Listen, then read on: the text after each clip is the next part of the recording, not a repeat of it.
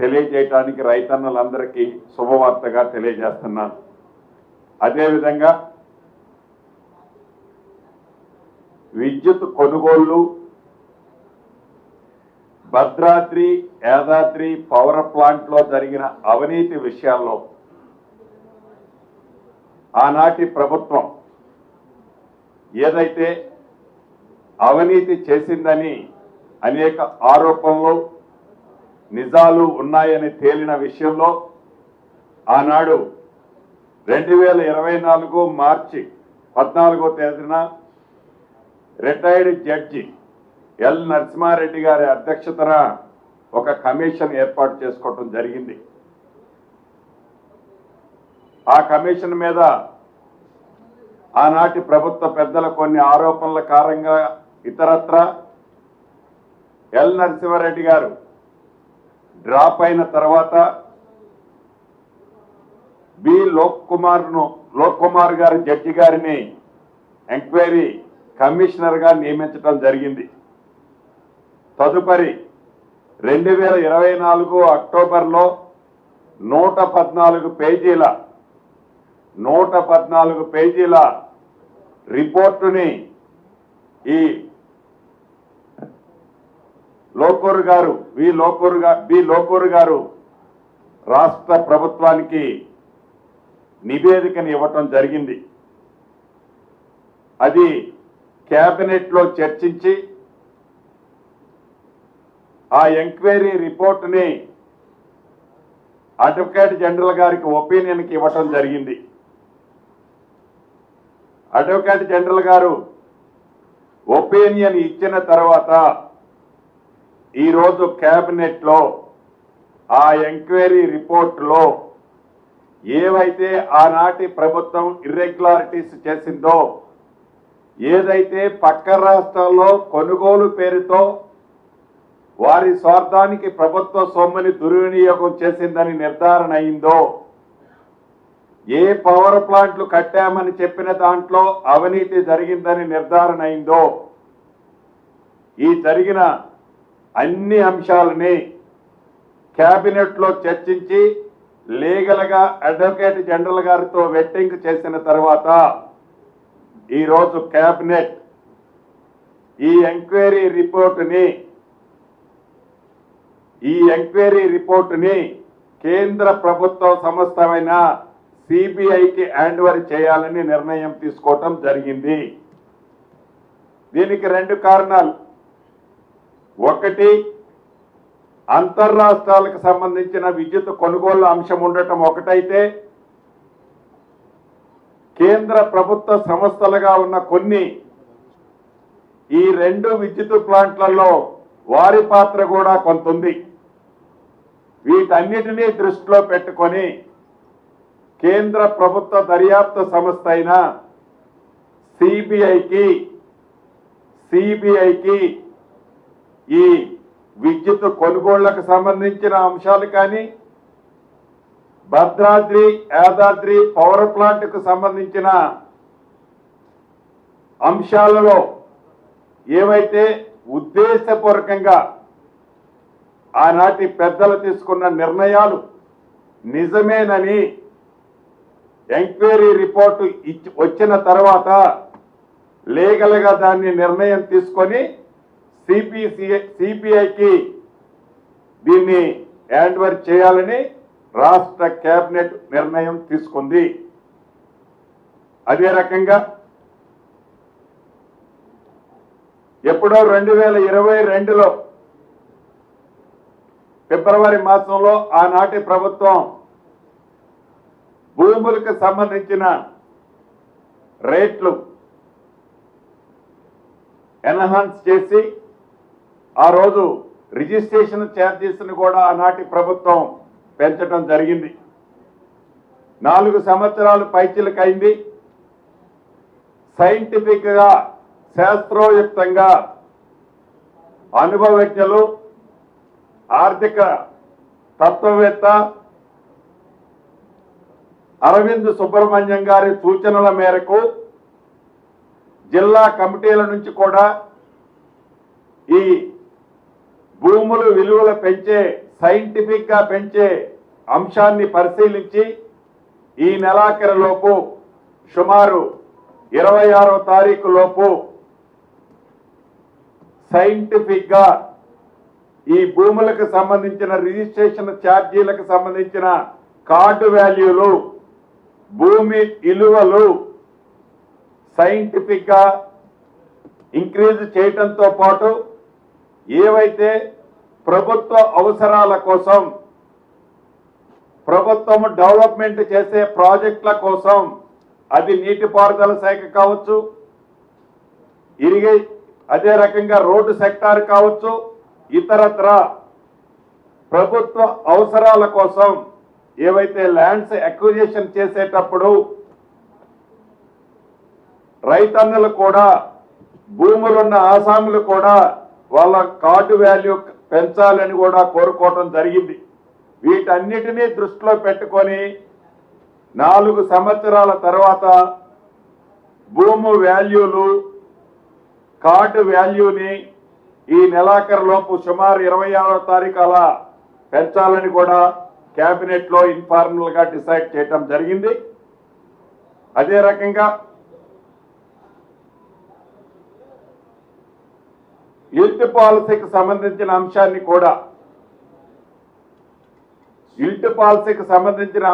కూడా కేబినెట్ లో చర్చించడం జరిగింది. ఎవరైతే ఈ రిజిస్ట్రేషన్ ఛార్జీలు పెంచే లోపు, ఎవరైతే ఈ పరిశ్రమలకు సంబంధించిన భూములు ఈ యిల్ట్ పాలసీ ద్వారా ఈ రిజిస్ట్రేషన్ ల్యాండ్ వాల్యూను పెంచే లోపు అప్లై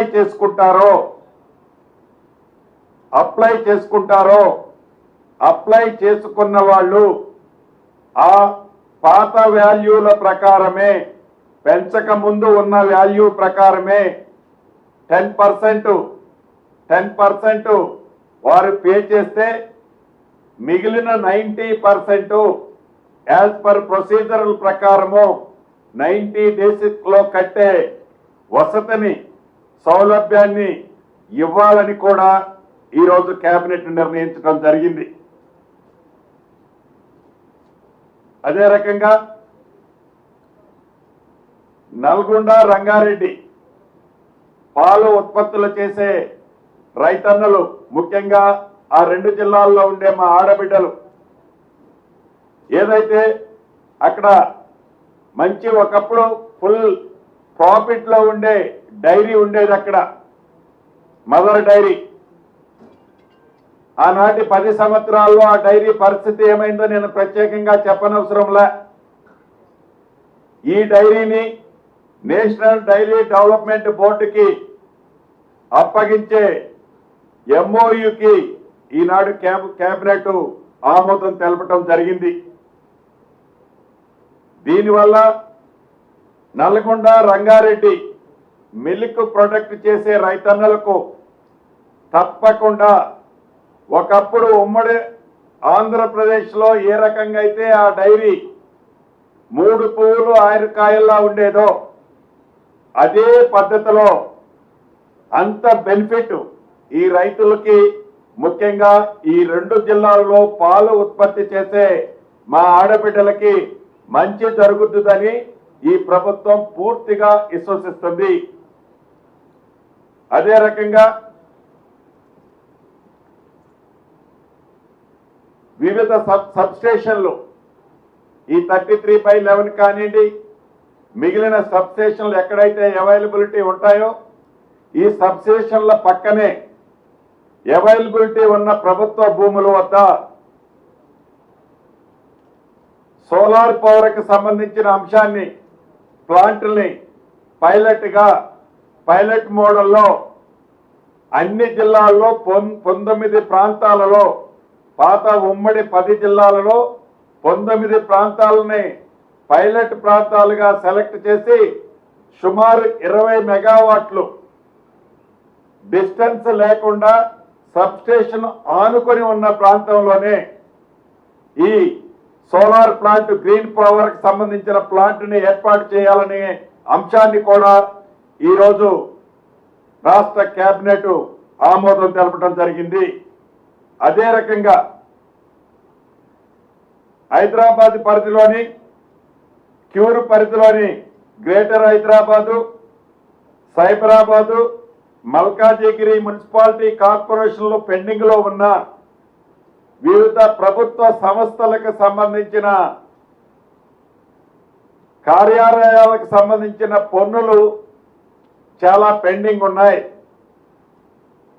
వీటిని ఓటీఎస్ కింద వన్ టైం సెటిల్మెంట్ కింద దీన్ని క్లియర్ చేయాలని, అదే రకంగా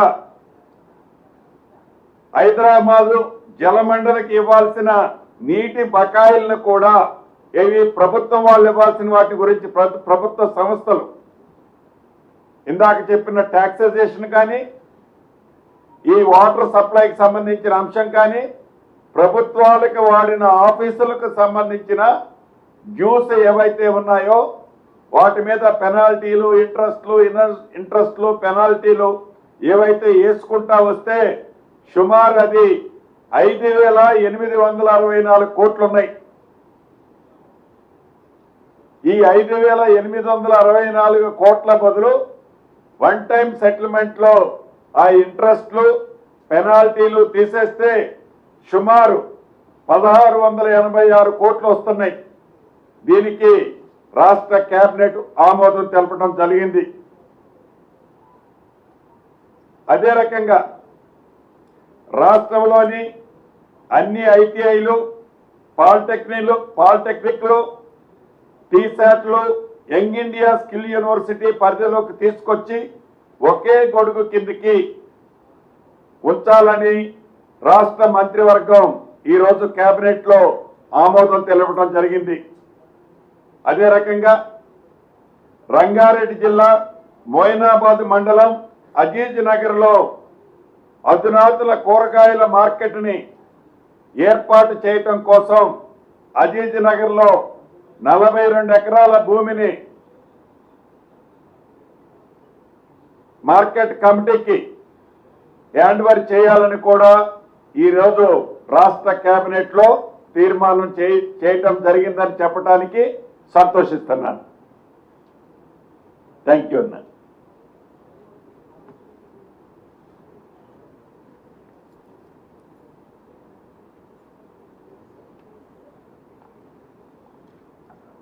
ఆల్రెడీ కేంద్ర ప్రభుత్వానికి సంబంధించిన అంశాలకి కాళేశ్వరంకి సంబంధించింది మొన్న గౌరవ మా మంత్రులు నేను కూడా మాట్లాడాం.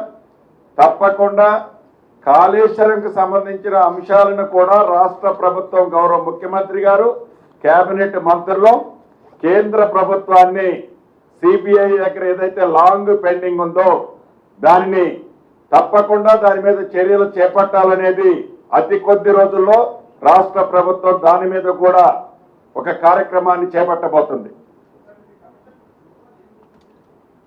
ఆల్రెడీ అప్పుడే మీకు కమ్యూనికేట్ చేశాం. తప్పకుండా అది కూడా రైట్ టైంలో మీకు ఇస్తాం.